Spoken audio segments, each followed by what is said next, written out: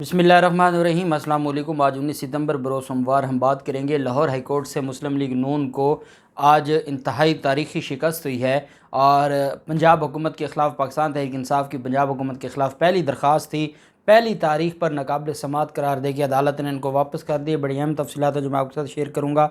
साथ हम बात करेंगे मनी लॉन्ड्रिंग केस में, FIA के मनी लॉन्ड्रिंग केस में आज शहबाज शरीफ और हमज़ा शहबाज के ख़िलाफ़ जो स्पेशल कोर्ट सेंट्रल है वहाँ पर समात हुई थी, उसकी तफसील भी मैं आपके साथ शेयर करूँगा। और राना शमीम बयान हल्फी केस में राना शमीम माफ़ी मांग के भी शरीफ माफिया को बचाने में नाकाम रहे हैं और अदालत की तरफ से ये कहा गया है कि राना शमीम के बयान हल्फी वापस लेने के संगीन नताइज हो सकते हैं, क्योंकि उन्होंने अपना बयान हल्फी वापस ले लिया है, माफ़ी मांग ली है। उनकी तरफ से कहा गया है कि वो गलत था, गलत बयानी पर मुश्तमिल था, लेकिन उसके बावजूद अदालत इस मामले पर मुआफ़ी देने को तैयार नहीं है और अदालत इस मामले पर अटॉर्नी जनरल साहब को तलब कर लिया है। और अखबार नवीसों का जो किरदार है और जिस तरीके से उन्होंने बग़ैर तहकीक किए इस्लामाबाद हाई कोर्ट के जज की तौहीन की है, उस पर अदालत ने अब सवालात उठा दिए हैं। अदालत इस मामले को इस मामले की तह तक जाना चाहती है, उसकी तफसील भी मैं आपके साथ शेयर करूँगा। आप जानते हैं कि लास्ट डेट ऑफ हियरिंग पर जो शहबाज शरीफ पेश नहीं हुए थे और उनकी तरफ से कहा गया था जी कि वो अपनी सरकारी ड्यूटीज़ में मसरूफ़ हैं, और साथ उनकी तरफ से ये भी अदालत को कहा गया था, अदालत ने कहा था कि वो 5 मिनट के लिए आ सकते थे, लेकिन शहबाज शरीफ नहीं गए थे। साथ शहबाज शरीफ ने बरीयत की दरख्वास्तें दायर कर दी और कहा जी कि मुझे बरी किया जाए। इतने में एक और दरख्वास्त आ गई कि जो सलमान शहबाज इश्तिहारी है, लेकिन उसके जो अकाउंट्स हैं उनको जो अटैच किया गया उनको भी बहाल किया जाए। आज जब सुबह अदालत में समात शुरू हुई थी तो अमजद परवेज़ साहब ने अदालत से टाइम मांगा था और 1:30 बजे का अदालत में टाइम रखा गया था। वकील ने कहा कि शुगर मिल्स के ज़रिए मनी लॉन्ड्रिंग मुकदमा में अकाउंट्स की रिपोर्ट पेश कर दी है। FIA वकील ने कहा।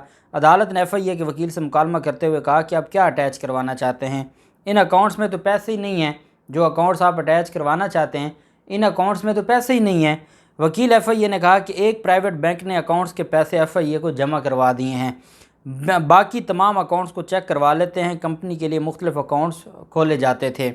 अदालत ने शहबाज शरीफ और हमज़ा शहबाज की बरीयत पर वकला से बहस के और दलाइल तलब की। आप जानते हैं कि इनके ख़िलाफ़ वक्तन फ़वक्तन मुख्तलिफ जो अकाउंट्स हैं सलमान शहबाज के, ये इतने बेवकूफ़ और पागल तो हैं नहीं कि इनके ख़िलाफ़ मुकदमा जारी हो और इनके इश्तिहार जारी कर दिया जाए और ये उन अकाउंट्स में जो उनके नाम पर हों उन अकाउंट्स में ये पैसे रहने दें। ये क्या करते हैं, चंद लाख किसी अकाउंट्स में छोड़ देते हैं, बाकी ये सारे पैसे निकलवा लेते हैं। यही बात FIA के जज ने कहा वकील FIA से कि किसको बेवकूफ़ बनाते हैं, जिन अकाउंट्स को आप अटैच करने की बात करते हैं उसमें पैसे तो हैं ही नहीं। दौरान समात वकील ने कहा कि शहबाज शरीफ और हमज़ा शहबाज की आज हाज़िरी की इस्तिस्ना की दरख्वास्त मंजूर की जाए। हमज़ा शहबाज की तबीयत ख़राब है, डॉक्टर की रिपोर्ट भी पेश कर दी है। स्पेशल सेंट्रल कोर्ट लाहौर ने कमाल शफकत फरमाते हुए दोनों जो बाप बेटा मुलज़िम हैं शहबाज शरीफ और बैरून मुल्क सलमान शहबाज की बीवी, एक इश्तिहारी की बीवी, और अगर उसके ख़िलाफ़ जब केस चलेगा तो वो ख़ुद उस खातून के वो भी इश्तिहारी हो जाएगी, जैसे बाकी इनकी फ़ैमिली की ख़वातीन इश्तिहारी हैं, वो वहाँ पर ऑफिशियल जो मलका की रसूमात वहाँ पर अदा की जा रही हैं शरीफ ख़ानदान की मलका की, तो उसमें वो ऑफिशियल जो शहबाज शरीफ का बतौर वज़ीर-ए-आज़म जो उनका वफ़द है वो उसमें शरीक हैं।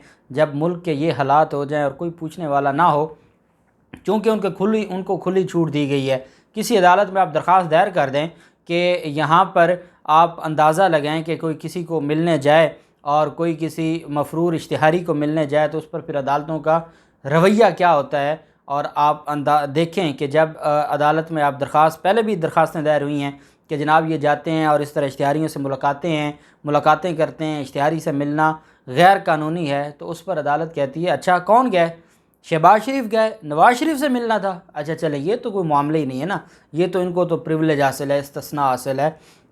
यही वजह है कि इनको आज तक कोई पूछता नहीं है और ये अपनी मर्ज़ी करते हैं। बहरहाल अदालत ने 30 सितंबर तक समात मुलतवी की है। 30 सितंबर को अदालत ने बरीयत की दरख्वास्तों पर भी दलाइल तलब कर लिए हैं और शरीफ ख़ानदान की जो शुगर मिलें थी, जो सलमान शहबाज के शेयर्स थे, जो अटैच किए थे वो सारी की सारी, और मुख्तलिफ़ जो ज़रूरी ज़मीनें हैं, इसमें एक ही फ़ायदा है, जो कंपनीज़ के शेयर हैं और जो ज़रूरी ज़मीनें हैं उसी का ही फ़ायदा है।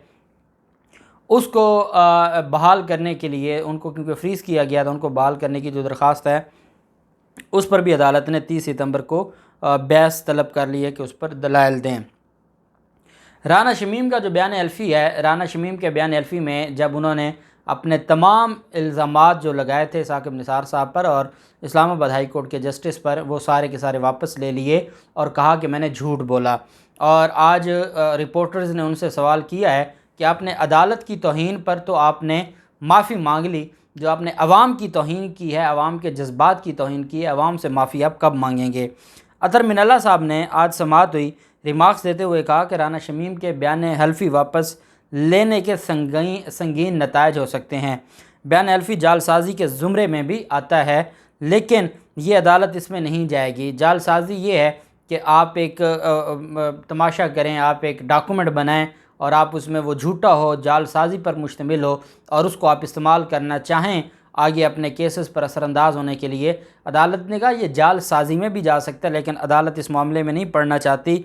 ये अदालत यकीनी बनाएगी कि राना शमीम ने बयान हल्फी अपनी मर्ज़ी से वापस लिया, और ताकि अदालत को इस बात की मुकम्मल यकीन दहानी करवाई जाए कि ये राना शमीम ने अपनी मर्ज़ी से बयान हल्फी वापस लिया है। अदालत ने अटॉर्नी जनरल को नोटिस जारी करके उनके दलाइल के लिए तलब किया है, और अदालत ने कहा है कि राना शमीम अगली तारीख पर पेश ना हों, लेकिन अटॉर्नी जनरल साहब पेश हों और अटॉर्नी जनरल साहब अदालत को असिस्ट करें। किस चीज़ पर असिस्ट करें? चीफ जस्टिस अतर मिनल्ला साहब ने रिमार्क्स देते हुए कहा कि तौहीन अदालत की हद तक राना शमीम ने बयान हल्फी वापस ले लिया। अटॉर्नी जनरल कहाँ हैं, हम इनको सुनकर फ़ैसला करेंगे। अटॉर्नी जनरल से हम ये भी पूछेंगे कि अखबारात की भी कोई ज़िम्मेदारी है। ये वो आज का जुमला है जो इनके गले पड़ गया है और जिसकी बुनियाद पर इनका रोना और चीखना अब शुरू हो जाएगा।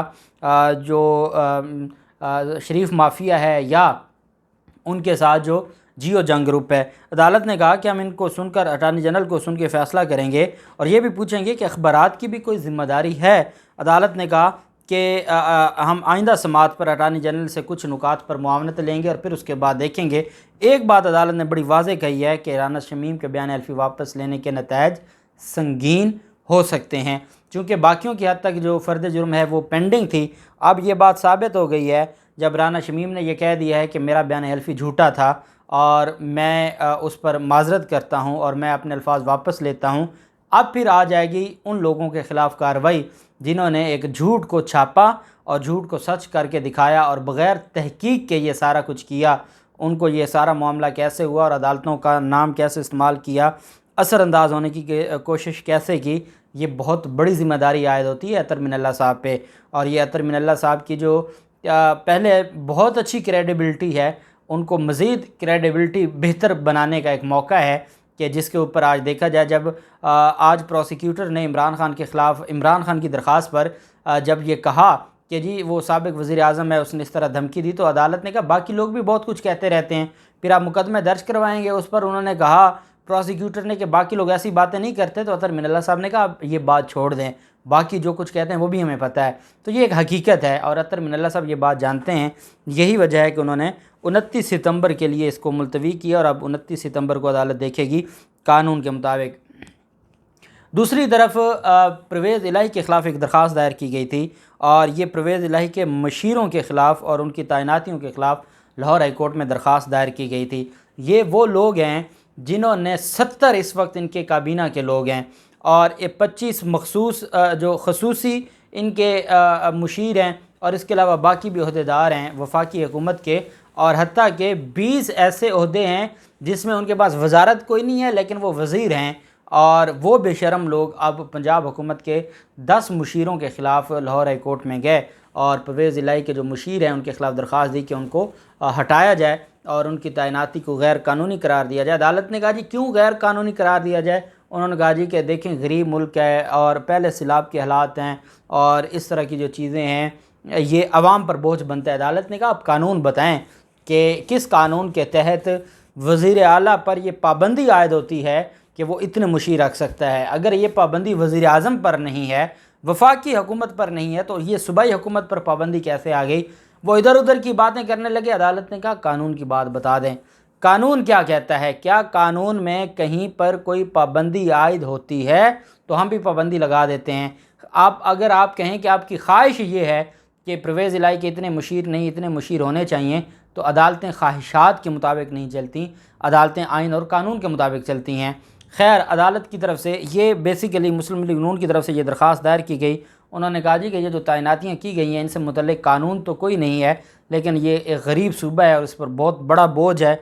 और अदालत ने कहा कि आपको ना कोई मालूमात हैं, ना आपके पास कोई चीज़ है, ना आप मुतल्लिक़ा फ़ोरम पर आए हैं, आपको कोई मसला है तो आप जाएँ मोहतसिब को दरख्वास्त दें, आप जाएँ जो वज़ीर आला को दरख्वास्त दें। आप डायरेक्ट आ गए हैं और आप लाहौर हाई कोर्ट आपने आके दरख्वास्त दायर कर दी है, आपको पता ही कुछ नहीं है। अदालत ने बरहमी का इज़हार करते हुए दरख्वास्त नाकाबिल समाअत करार देते हुए ख़ारिज कर दी। और अदालत ने कहा कि इस तरह की जो दरख्वास्तें हैं जिसके बारे में आपको ख़ुद नहीं पता होता आके आप, और ये अता तारड़ की तरफ से दरख्वास्त दिलवाई गई थी, और ये जो अता तारड़ और ये सारा जो ग्रुप है ये सारे का सारा ये चाहता था कि परवेज़ इलाही के जो मुशीर हैं उनकी जो तैनाती है उसको गैर कानूनी करार दिलवाया जाए, जिसमें इनको नाकामी हुई है। अब देखते हैं क्या होता है, जो भी तफसीलात होंगी आपके साथ शेयर करते रहेंगे। अल्लाह पाक पाकिस्तान कामी और नासिर हो। बहुत शुक्रिया। अल्लाह हाफ़िज़। पाकिस्तान ज़िंदाबाद।